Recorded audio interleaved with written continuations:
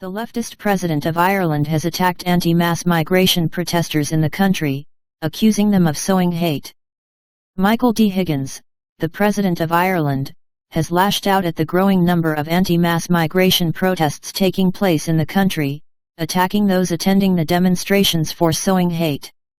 A hardline leftist, Higgins has in the past vocally attacked the takeover of Twitter by the relatively pro-free speech Elon Musk, as well as linking massacres in Africa at the hands of Muslim extremists to climate change rather than radical Islam.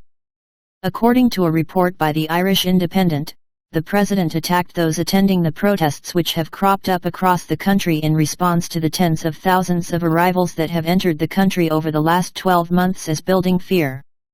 These people who are going around whipping people up and so forth, you didn't see them previously making a case for housing, or for women's rights, or for equal rights of any kind, the president reportedly alleged, denouncing many demonstrators in Hillary Clinton-like terms unforgivable, if not deplorable. We are in a position now where we have elements who are not interested in solving the long-standing problems within communities or the new arrivals, he claimed. You mustn't give them the opportunity. While Higgins appears keen to attack those attending the growing protests as stirring both fear and hate, polling released on Sunday appears to indicate the general perspective of the Irish public is radically different. When asked about the tens of thousands of migrants brought into Ireland, a relatively small country with a population far lower than many individual U.S. states, 56% of respondents said that the island nation had brought in too many last year.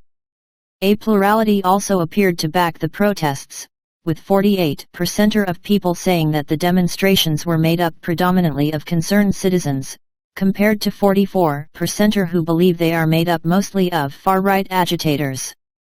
The immigration situation is likely to only get worse in Ireland, however, with the authorities in the country now looking at housing foreign migrants in schools as other accommodation options dry up, with around 180,000 refugees and asylum seekers expected to be in the country by the end of this year. Roderick O'Gorman, Ireland's so-called integration minister, has also said that he would like to see Ireland also allowing in migrants supposedly fleeing climate change if it represented a shift in policy at the international level. I think all of Europe is going to have to expect more migration, more inward migration, he remarked. Parts of Europe have experienced very significant amounts in the last decade. By and large, Ireland has been receiving relatively small amounts, and I think it's likely that that's going to change.